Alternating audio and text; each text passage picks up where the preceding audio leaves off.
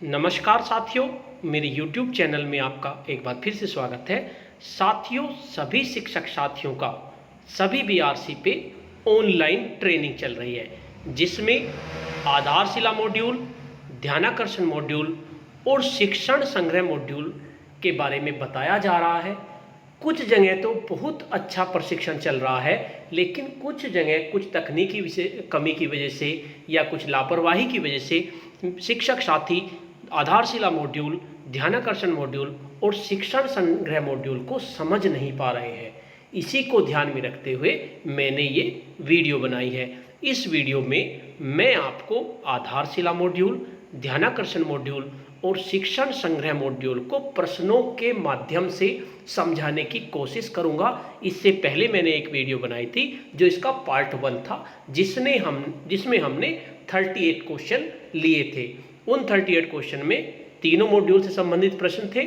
आज की इस वीडियो में यानी कि पार्ट 2 में हम इससे आगे के प्रश्नों को लेंगे, जिससे आपको तीनों मॉड्यूल का अच्छी तरह से ज्ञान हो जाए। साथियों, वीडियो को ध्यान से देखते रहिए। इस वीडियो को देखने के बाद आपको मॉड्यूल्स का अच्छी तरह से ज्ञान हो जाएगा और फिर आपको जो IVRS पोर्टल है उससे जो कॉल आएगी उसको अटेंड करने में आपको कोई प्रॉब्लम नहीं होगी। आपसे जो प्रश्न पूछे जाएंगे आप उनका सटीक जवाब दे पाएंगे। तो चलिए जानते हैं नेक्स्ट प्रश्नों को। प्रश्न नंबर 38 तक मैंने पिछली वीडियो में बता दिए हैं। अगर आपने वो वीडियो नहीं देखी तो इस वीडियो के डिस्क्रिप्शन बॉक्स में मैं उस वीडियो का लिंक दे दूंगा, आप उस लिंक पे क्लिक करके पार्ट 1 देख सकते हैं। तो चलिए, क्वेश्चन नंबर 39, लर्निंग आउटकम की अवधारणा क्या है, यानी लर्निंग आउटकम हमारा क्या है। तो लर्निंग आउटकम बच्चों को प्राप्त दक्षता का मूल्यांकन करने और शिक्षकों को आगामी शिक्षण संबंधी दिशा प्रदान करते हैं। जो हमारे लर्निंग आउटकम होते हैं वे दक्षता जो उन्होंने बच्चों ने प्राप्त की उनका मूल्यांकन करने में काम आते हैं, और इसके साथ साथ शिक्षकों को आगामी शिक्षण संबंधी दिशा प्रदान करते हैं। नेक्स्ट प्रश्न है, परिणाम आधारित लर्निंग आउटकम प्राप्त करने के लिए शिक्षक क्या करने के लिए स्वतंत्र है। अगर शिक्षक को परिणाम आधारित लर्निंग आउटकम प्राप्त करना है तो शिक्षक अपनी सोच, ज्ञान व अनुभव के आधार पर शिक्षण विधियों का चयन कर सकते हैं। नवाचारों एवं ICT का प्रयोग करने के लिए वे स्वतंत्र होते हैं।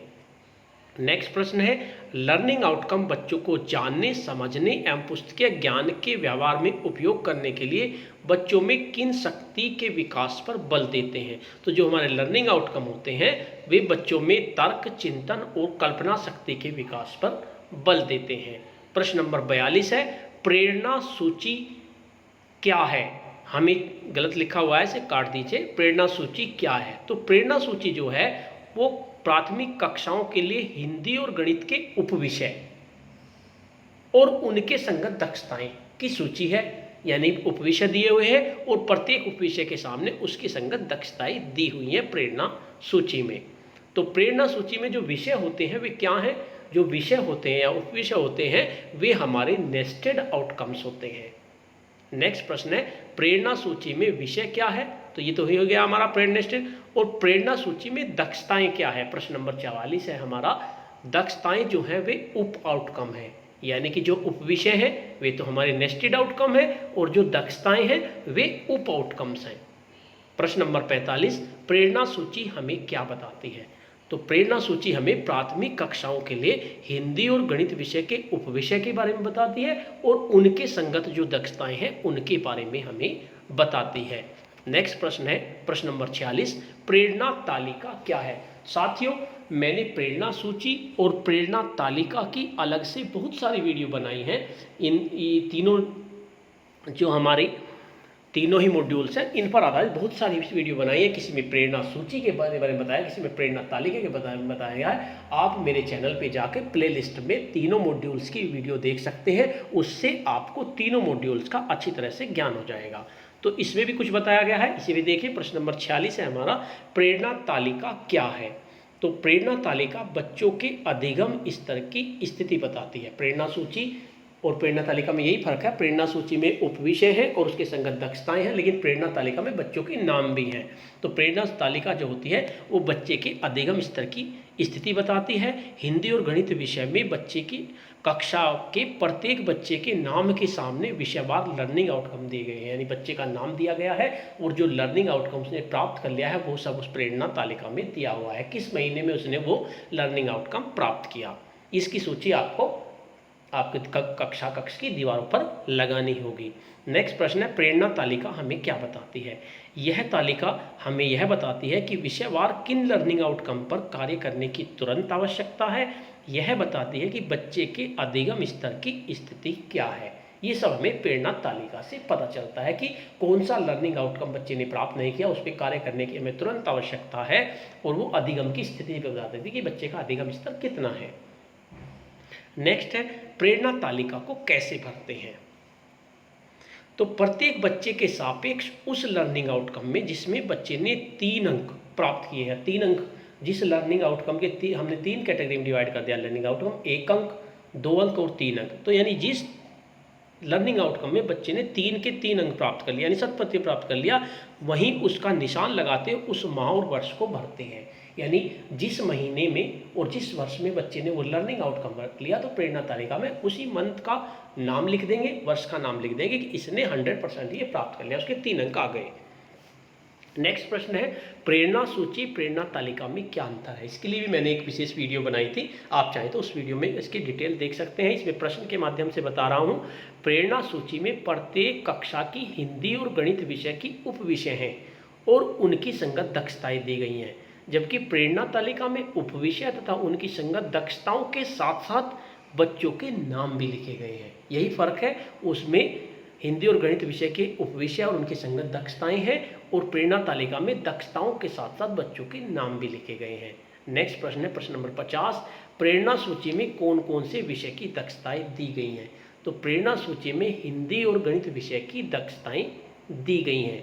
नेक्स्ट प्रश्न है, प्रश्न नंबर 51, प्रेरणा सूची में कितनी दक्षताएं दी गई हैं? तो प्रेरणा सूची में कक्षा 1 से 3 तक 14 दक्षताएं दी गई हैं, और 4 और 5 में 16 दक्षताएं दी गई हैं। ये भी आपको याद रखनी है, जो प्रेरणा सूची है उसमें दक्षताएं दी गई हैं। तो कक्षा 1 और 3 तक 14 दक्षताएं हैं, और कक्षा 4 और 5 में 16 दक्षताएं हैं।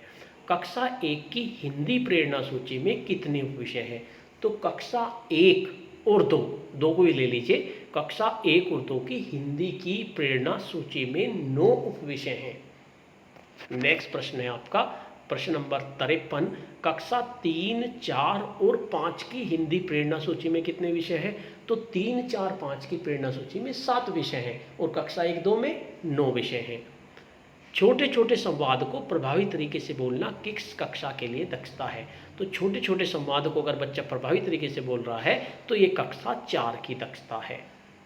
कक्षा लय वाली छोटी छोटी कविताएं बनाना किस कक्षा के लिए दक्षता है? तो जो लय वाली छोटी छोटी कविताएं अगर बच्चा बना रहा है तो ये हमारी कक्षा 5 की दक्षता है। प्रश्न नंबर 56 है, लेखन के दौरान विराम चिन्हों का उचित प्रयोग करना किस कक्षा के लिए दक्षता है? तो ये हमारी कक्षा 4 और 5 के लिए दक्षता है। नेक्स्ट प्रश्न है, प्रश्न नंबर 57, परिचित शब्दों के विपरीतार्थक और समानार्थी अर्थ को जानना किस कक्षा के लिए दक्षता है? यानी विपरीत शब्दों को जानना और समानार्थी शब्द, ये आपकी कक्षा 4 और 5 की हिंदी की दक्षता है। नेक्स्ट प्रश्न है, आवेदन लेखन किस कक्षा के लिए दक्षता है? तो आवेदन लेखन जो है हमारी कक्षा 5 की दक्षता है। प्रश्न नंबर 59 है, कक्षा 1 से 5 तक हिंदी व गणित के उपविषय और उनकी संगत दक्षताओं का सूचीबद्ध निरूपण है। तो कक्षा 1 से 5 तक हिंदी और गणित के उपविषय और उनकी संगत सूची का सूचीबद्ध निरूपण हमारा प्रेरणा सूची में दिया गया है। प्रश्न नंबर 60, यदि उपविषय और उनकी संगत दक्षताओं के सूचीबद्ध निरूपण को बच्चों से जोड़ दिया जाए, यानी अगर बच्चों का नाम भी जोड़ दिया जाए तो ये हमारी क्या बन जाएगी? ये हमारी प्रेरणा तालिका बन जाएगी। नेक्स्ट प्रश्न है हमारा, नेक्स्ट प्रश्न है हमारा, कक्षा 1, 2, 3 में कितनी कितनी दक्षताएं हैं? तो कक्षा 1, 2, 3 में हमारी 14 दक्षताएं। इसमें प्रश्न नहीं लिखा है, मैं भूल गया हूँ प्रश्न लिखना, तो इसमें आप लिख लेंगे कक्षा 1, 2, 3 में 14 दक्षताएं हैं। नेक्स्ट प्रश्न है हमारा प्रश्न नंबर 62, कक्षा 4 से 5 तक प्रेरणा सूची में कितनी दक्षताएं दी गई हैं? तो कक्षा 4 से 5 तक प्रेरणा सूची में 16 दक्षताएं आपकी दी गई हैं। प्रश्न नंबर 63, कक्षा 3 की हिंदी प्रेरणा सूची में कितने नेस्टेड आउटकम यानी कितने उपविषय हैं? उपविषय का दूसरा नाम क्या है हमारा? Nested outcome. तो कक्षा 3 की हिंदी प्रेरणा सूची में आपके 7 नेस्टेड आउटकम है। पहला है सुनकर समझना और प्रतिक्रिया देना, दूसरा है मौखिक शब्दावली, तीसरा आपका मौखिक अभिव्यक्ति एवं वर्णन, चौथा है आपका शब्द पहचान या पढ़ना, पांचवा है मौखिक पठन प्रवाह और छठा पढ़कर समझना और सातवां लेखन। ये आपकी कक्षा 3 की हिंदी की प्रेरणा सूची के नेस्टेड आउटकम्स है। अब बात आती है कक्षा 4 और 5 की हिंदी प्रेरणा सूची में कितने नेस्टेड आउटकम है। तो कक्षा 4 और 5 की हिंदी प्रेरणा सूची में आपकी ये भी आपकी 7 नेस्टेड आउटकम्स है।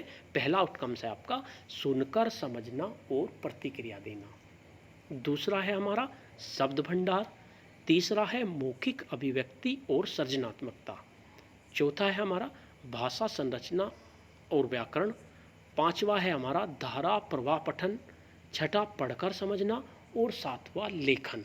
तो ये हमारे 64 प्रश्न हुए। प्रश्न नंबर 65 है आपका भाषा का क्या कार्य है, यानी भाषा आपका क्या कार्य है। तो भाषा दो व्यक्तियों को आपस में जोड़ने का काम करती है। भाषा दो व्यक्तियों के बीच माध्यम का काम करती है। यह स्वयं को व्यक्त करने, जो व्यक्ति बोल रहा है उसको व्यक्त करने के लिए, और दूसरों को समझने का माध्यम भी है।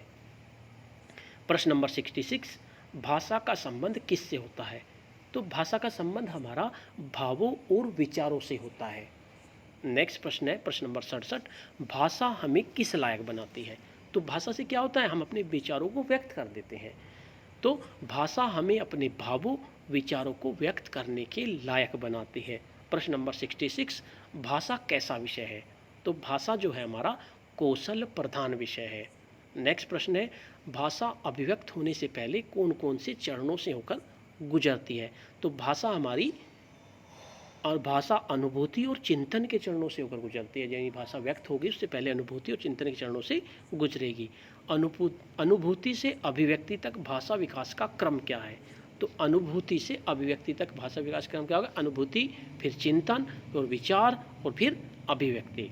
प्रश्न नंबर 71, भाषा दैनिक जीवन की शुरुआत कहाँ से होती है। तो भाषा सीखने की शुरुआत कहाँ से होती है, दैनिक जीवन से होती है। यानी भाषा जब सीखेगा तो वो दैनिक क्रियाकलाप होंगे, उनसे ही वो भाषा सीखेगा। भाषा सीखने की शुरुआत होती है, हम अपने दैनिक जीवन में विभिन्न चीज़ों के बारे में देख सुनकर किसी न किसी भावना की अनुभूति करते हैं और इस अनुभूति को दूसरों से साझा करते हैं, वही भाषा सीखने की शुरुआत होती है। नेक्स्ट प्रश्न है भाषाई कौशलों के विकास का क्रम क्या है। तो भाषा का क्रम क्या होता है, सबसे पहले बच्चा सुनना सीखता है, उसे कोई भी प्रतिक्रिया देंगे तो उसको सुनेगा, सुनने के बाद दूसरा क्रम आता है बोलना, फिर वो बोलना सीख जाता है, और जब वो बोलना सीख जाता है तो फिर वो पढ़ना आ जाता है उससे, उसके बाद उसका लिखना आ जाता है। तो भाषा कौशलों के विकास का क्रम है LS, लिसनिंग, स्पीकिंग, रीडिंग और राइटिंग। नेक्स्ट प्रश्न है भाषा के कितने पहलू होते हैं। तो भाषा के 2 पहलू होते हैं। नंबर 1 यांत्रिक पहलू होता है और दूसरा क्या होता है, यांत्रिक में क्या क्या होगा, लिपि, वर्तनी शुद्धता, उच्चारण, सुलेख। दूसरा होता है भाव चिंतात्मक पहलू, इसमें भाव अर्थ व्यक्त करना, सोचना, प्रतिक्रिया देना, समीक्षा करना, राय देना, सारांश निकालना, प्रदर्शन और प्रस्तुत करना। नेक्स्ट प्रश्न है प्रश्न नंबर 75, भाषा के यांत्रिक पहलू का संबंध भाषा के किस रूप से होता है। तो भाषा के जो यांत्रिक पहलू होता है उसका उसके बाहरी रूप से संबंध होता है। प्रश्न नंबर 76, बच्चों में चिंतात्मक पहलू के विकास के लिए क्या करें। यानी बच्चों को अगर चिंतात्मक पहलू का हमें विकास करना है तो हमें क्या करना होगा। तो इसके लिए खुले कक्षाओं में सवालों पर चर्चा करनी होगी, अधूरी लाइनों, कविताओं, कहानियों, रचनाओं, वाक्यों, गद्यांशों को पूरा कराने के अधिक से अधिक मौखिक और लिखित अभ्यास होने चाहिए। इसके साथ साथ घरेलू वस्तुओं, दैनिक क्रियाओं, रिश्तों के बारे में बच्चों को सोचकर बोलने में मददगार होती है। प्रश्न नंबर 77, भाषा में संदर्भों की क्या भूमिका होती है। तो भाषा में संदर्भों के सहारे अर्थ पर ग्रहण किया जाता है। ये संदर्भ क्या हो सकते हैं, इशारे, चित्र, अभिनय, गीत, कहानी, कविता, वाक्य, शब्द किसी न किसी में रूप में अर्थ और भाव पकड़ने में सहायता करते हैं। यही संदर्भ भाषा को जीवंत बनाते हैं। नेक्स्ट प्रश्न है हमारा, सुनने के कौशल विकास के लिए क्या करें? यानी बच्चे में सुनने के कौशल विकास आ जाए तो उसके लिए क्या करें? हमें अपने आसपास बोले जाने वाले शब्दों, ध्वनियों आदि के निरंतर संपर्क में रहना जरूरी होता है और इसमें आसपास की ध्वनियों को सुनकर समझना प्रमुखता से शामिल होता है। नेक्स्ट प्रश्न है, भाषा के मूलभूत कौशलों में सुनना क्यों अत्यंत आवश्यक है? जो भाषा के मूलभूत कौशल में सुनना बहुत ज़्यादा महत्वपूर्ण होता है, क्योंकि इस कौशल का प्रयोग हमें दैनिक जीवन में लगातार करना पड़ता है। सुनने का असर यह है समझना और सुनकर अपेक्षित प्रतिक्रिया देना। नेक्स्ट प्रश्न है प्रश्न नंबर 80, बच्चों को शुरुआती दिनों में ध्वनि की पहचान आप कैसे कराएं? तो इसके लिए विभिन्न प्रकार की ध्वनियों को सुनकर समझना और उनमें अंतर कर पाना। दूसरा, तुक समझ पाना, जैसे माता, नाला, काला, सबके एक से तुक होते हैं इनके। तीसरा, शब्दों को अलग अलग पहचानना, यानी बच्चों को शब्दों की अलग अलग पहचान भी होती है, जैसे माला, घर, पर, है, यानी आपके चारों शब्द अलग अलग हैं। उसके बाद शब्दांशों की ध्वनियों को अलग अलग पहचानना बच्चों को आना चाहिए, जैसे माता में माँ, ता, दोनों अलग अलग हैं। इसी तरह वर्ण की ध्वनियों को पहचानना, मान लें कोई वर्ण की ध्वनियों को भी, जैसे म, अ, ल, अ, माला, इस तरह से। बोलना और मौखिक अभिव्यक्ति कौशल क्या है? बोलना दो या दो से अधिक व्यक्तियों के बीच सहज और स्वाभाविक रूप से विचारों के आदान प्रदान या संवाद की प्रक्रिया है, जो बचपन के तुतलाने और बुदलाने से प्रारंभ होकर सार्थक, तार्किक व धारा प्रवाह बोलने के कौशल में बदलती जाती है। नेक्स्ट प्रश्न है, ध्यानाकर्षण मॉड्यूल में कितनी प्रभावी शिक्षण दी गई हैं? तो ये हमारा गलत हो गया। ध्यानाकर्षण मॉड्यूल में 18 शिक्षण तकनीक दी गई हैं, ये भी आपको याद रखना। इसमें 17 लिखा हुआ है, इसको करेक्ट कर लेना। इस तरह से आपके ये 82 प्रश्न हुए।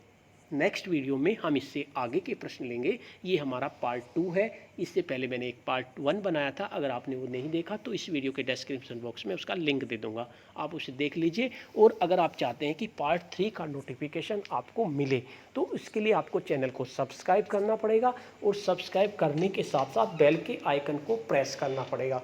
अगर आप बेल के आइकन को प्रेस कर देंगे तो आपको थर्ड पार्ट का नोटिफिकेशन अपने आप मिल जाएगा। साथियों, आपको ये वीडियो कैसी लगी? अगर आपको ये वीडियो अच्छी लगी तो इस वीडियो को लाइक कीजिए, शेयर कीजिए अपने फ्रेंड्स के साथ जो आपके साथ शिक्षण कर रहे हैं, जिससे कि ज़्यादा से ज़्यादा शिक्षक साथियों को इसका फ़ायदा हो सके। धन्यवाद।